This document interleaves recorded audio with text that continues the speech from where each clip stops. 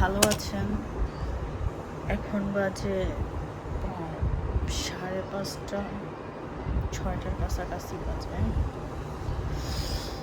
So অনেক সকালে ঘুম থেকে উঠলাম, কারণ আজকে আমার এক্সাম আছে। আবার সকালে একটু টুকটাক রান্নাবান্নাও আমাকেই করতে হবে, যেহেতু আমার আম্মুর শরীরটা ভালো না। তারপর আবার আমাদের আজকে হসপিটালে ফ্রি ক্যাম্পেইন আছে, সেখানে ডক্টর আসবে। তো আজকে সারাদিনটা মোটামুটি একটু বিজি থাকবো। আর সব থেকে বড় কথা, আজকে আমার এক্সাম। সো ওইটারও অনেক পড়া বাকি আছে, সেটা করতে হবে। বাহিরের অবস্থা ভালো। আমার বাসার পাশে কিছু বিল্ডিং হচ্ছে, পরপর 2টা। এত সাউন্ড, মাত্র ভোর, কিন্তু ওনারা সেই আরও আধা ঘন্টা 1 ঘন্টা থেকে সাউন্ড করা শুরু করছে। তো ট্রাকের শব্দ, সব কিছুর শব্দতে আসলে ঘুমানো আর পসিবল ছিল না, তো উঠে পড়ছি। আর লুক, জো ঘুমায় এখনও। তো ওকেও আস্তে আস্তে ঘুম থেকে উঠাবো, ওকে ফ্রেশ করব, ওকে খাওয়াবো। তো আজকে সারাদিনের ব্লগটা দেখতে থাকেন। আই হোপ আপনাদের ভালো লাগবে। আজকে নর্মালি একটা ডেইলি ব্লগ হচ্ছে। আমি ক্লাসে যাচ্ছি বা পরীক্ষা দিচ্ছি, সারাদিন কী করছি, বা আমার আবার ক্লাস করে বের হয়ে কিছু না খেলে ভালো লাগে না। সব কিছু মিলে আজকে ব্লগটা থাকবে। তো আই হোপ আপনাদের ভালো লাগবে। যদি ভালো লাগে তাহলে একটা লাইক, কমেন্ট, শেয়ার করবেন। Thank you. সকাল সকাল রুটি বানানো হলো। এখন হচ্ছে রুটিগুলোকে আমি ভাজি, তারপরে হচ্ছে একটু ভাজি করব। এখানে মিষ্টি কুমড়া কেটে ধুয়ে রাখতেছি। মিষ্টি কুমড়া ভাজি আর রুটি, এটা হচ্ছে আজকে সকালবেলার নাস্তা। আমি খুব সুন্দর করে ভাজির জন্য কাটতে পারি নাই, কোনোটা বড় কোনোটা ছোট, অত ভালোভাবে কাটাকাটি আমি এখনও করতে পারি না। আমি কিন্তু একটা সময় পর্যন্ত রুটি ভালো করে ভাজতে পারতাম না। পরে কে জানি আমাকে একটু ভালো করে বলে দিছে যে হচ্ছে একটা পাশ ভালো করে সুন্দর করে হলে তারপরে আসলে এটাকে অপর পাশের জন্য মানে উল্টিয়ে পাল্টিয়ে দিতে, তারপর নিজে থেকে এটা ফুলে। তো সেভাবে করেই চেষ্টা করি। তারপরও আমি না অনেক সুন্দর করে রুটি ভাজতে পারি না। অনেককেই দেখছি যে একটুও পুড়ে না, লাল হয় না, কিন্তু অনেক ফুলে। আমারটা আসলে এরকম হয় না। আপনাদের কার কার রুটি অনেক সুন্দর করে ফুলে, তারা কিন্তু অবশ্যই একটা করে কমেন্ট করবেন। এই যে এখানে হচ্ছে মিষ্টি কুমড়া ভাজির জন্য দিয়ে দিচ্ছি। এটা সুন্দর করে আস্তে আস্তে ভাজি হোক, ততক্ষণ আমার অন্য কাজগুলো আমি সেরে আসি। এখন আম্মুর বিপিটা মাপবো, কারণ আম্মুর হচ্ছে প্রচণ্ড হাই প্রেশার, মানে যেটাকে আমরা হাইপার টেনশন বলি। তো আম্মুর হাইপার টেনশনের প্রবলেম আছে, তারপর আম্মুর ডায়াবেটিস আছে। তো হচ্ছে আম্মু যদি ওষুধ না খায় তাহলে হচ্ছে প্রেশারটা অনেক বেশি ফাস্ট হয়ে যায়। তো এখন একটু দেখলাম যে সকাল থেকে শরীরটা খারাপ, তো এখন যাই নিজের কাজগুলো করে আসি। এই যে সকালের নাস্তা, এখানে আছে রুটি আর এখানে আছে ভাজি। তো রুটি ভাজি আজকে সকালের নাস্তা। আপনাদের সাথে একটা জিনিস শেয়ার করি। এটা আমার টিচার আইভি সুলতানা, উনি আমাকে এটা গিফট করেছে। এটা এত সুন্দর। ওনার নিজের একটা ফেসবুক পেজ আছে, সেখানে উনি নিজে এগুলো তৈরি করে। অনেক ধরনের চুড়ি, তারপর অনেক অর্নামেন্টস সে তৈরি করে। তো এটা ম্যাম আমাকে ভালোবেসে গিফট করছে এবং তার নিজের হাতে তৈরি করা। এটা আমার কাছে অনেক বড় একটা পাওনা, যে একটা টিচার আমার জন্য সময় বের করে নিজের হাতে কষ্ট করে একটা কিছু তৈরি করেছে। এটা আমার কাছে খুবই মানে ভালো যেমন লাগছে, তেমন সম্মানের লাগছে। আর এটা আমি সুন্দর করে যত্নকারে রেখে দিব। আমি আসলে কথা বলতেই পারছি না, আমার কাছে এটা এত পছন্দ হয়েছে। আপনারাও যদি কেউ এই টাইপের চুড়ি, বালা হচ্ছে, এখন তো এগুলো খুব ট্রেন্ড, যদি কিনতে চান তাহলে হচ্ছে অবশ্যই আমাকে কমেন্ট করবেন। আমি ম্যামের পেজটা আপনাদেরকে দিয়ে দিব, ফেসবুক পেজ। তো অনেক সুন্দর সুন্দর ম্যাম তৈরি করে, এটা আমার কাছে খুবই ভালো লেগেছে। আমি কোনো একদিন শাড়ির সাথে এটা পরবো। এটা আসলে আমার কি বলবো, ব্যাগের ভ্যানিটি বা শেলফ যেটাই বলেন। তো এখানে হচ্ছে আমার মোটামুটি আমি যা কিছুতে ভিডিও করি সেই স্ট্যান্ডগুলো রাখা থাকে। আর ওইখানে হচ্ছে আমার হেয়ার ড্রায়ার থাকে। তো এই যে গরিব মানুষ, এখনও পুরোটা ভরতে পারিনি এই ব্যাগে, যদিও আমি এখান থেকে অনেক ব্যাগ ফেলে দিয়েছিলাম। তো এই যে এখানে হচ্ছে আমার মোটামুটি সব ড্রেসের সাথে ম্যাচ করা করা ব্যাগ।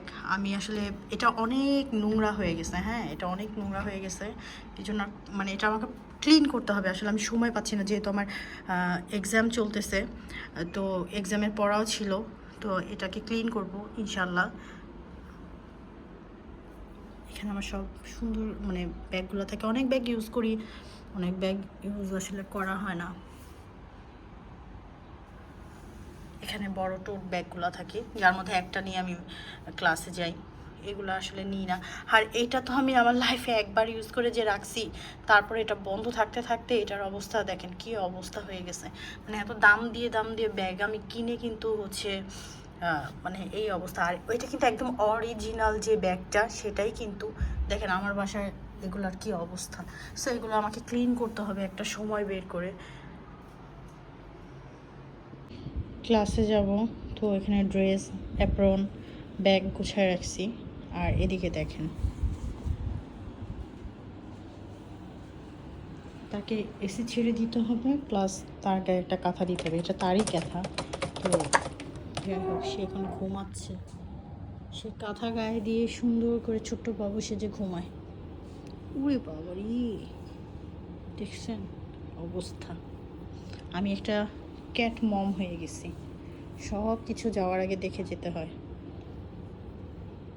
আপনারা কিন্তু আমার বাচ্চাটাকে দেখে মাশাল্লাহ বলবেন। পৃথিবীর সব কিছুর ভাগ দিয়ে দিতে পারবো, কিন্তু আমার জোজোর ভাগ আসলে আমি দিতে পারবো না।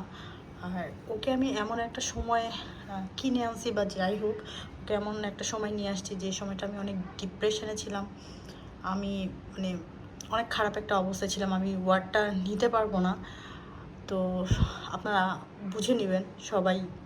তো সেরকম একটা অবস্থায় নিয়ে আসি, তো ও আমাকে মা বলে ডাকে। তো আমি আমার পৃথিবীতে শুধু এই বাচ্চাটার উপর দুর্বল, আমি আর কোনো কিছু বা কারোর উপর কখনো দুর্বল হইনি।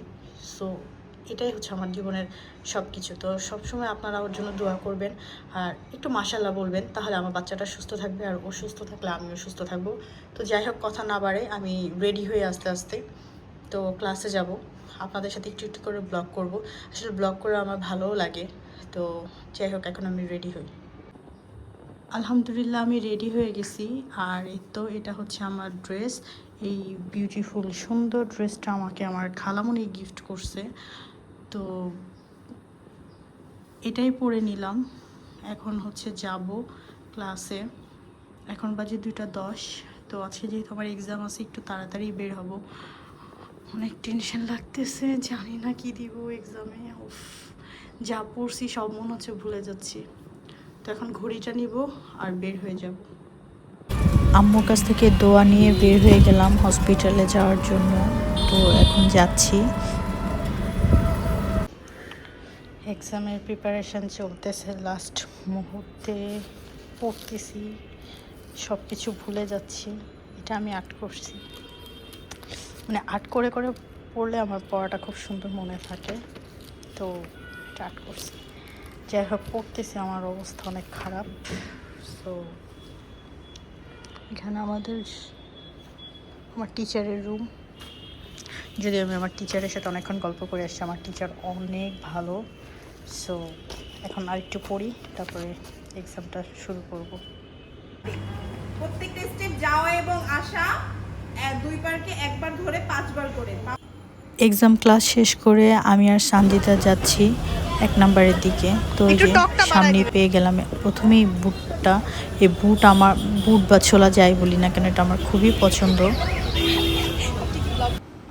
তারপরে আমরা প্রিন্সে চলে আসি, এখানে আমরা টুকিটাকি একটু নাস্তা করি। আমার এটা আসলে ক্লাস করার পরে কিছু না কিছু খেতেই হবে, কারণ যেহেতু আমি বাসা থেকে না খেয়ে ক্লাসে আসি, আর এক্সামেরও প্যারা ছিল। তো আমরা এখন ওইখান থেকে খাওয়া দাওয়া করে চলে আসি একটু লাভ রোডে। যদিও তখন আমার সাথে সানজিদা ছিল না, আমার সাথে অন্য কেউ জয়েন হয়েছিল। তো এখান থেকে দেখি কি খাওয়া যায়। লাভ রোডে এসেছি, এখানে ছোট ফুচকা ট্রাই করতে আমার খুব ভালো লাগে।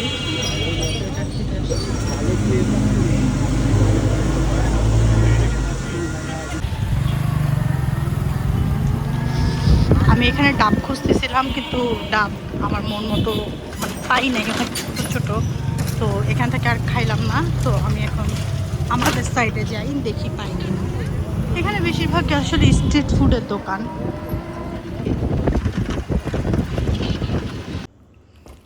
মনটা খুব কাচ্চি কাচ্চি করতেছিল, তো এই যে কাচ্চি আনছি। একটা লেবুও দেয় না, কেমন কথা। আচ্ছা, এখানে হচ্ছে জালি কাবাব, আর এখানে কাচ্চি আছে। আমি খুলে তারপর আপনাদেরকে দেখাচ্ছি। ওনাদের প্যাকেজিংটা সুন্দর, কিন্তু মাংসের পরিমাণ খুবই ছোট, খুবই ছোট, মানে এতটুক। আচ্ছা, কাবাবটা ঠিক আছে, বাট এত ছোট। আম্মু দেখছে অনেক ছোট। এখানে মাংসের পরিমাণ একেবারে নাই, একদম মানে মাংস না, এটা হাড্ডিটাও। ফুড পান্ডা থেকে খাবার নিয়ে আসলে কাচ্চি ভাই সব সময় এমন করে, খুবই পরিমাণে কম এবং খারাপটাই দেয়। আমার মনে হয় যে বেছে বেছে তারা রাখে অনলাইনে অর্ডারের জন্য, যে কখন অনলাইনে অর্ডার আসবে তারা এইসব হাবিজাবি ধরাই দিতে পারবে।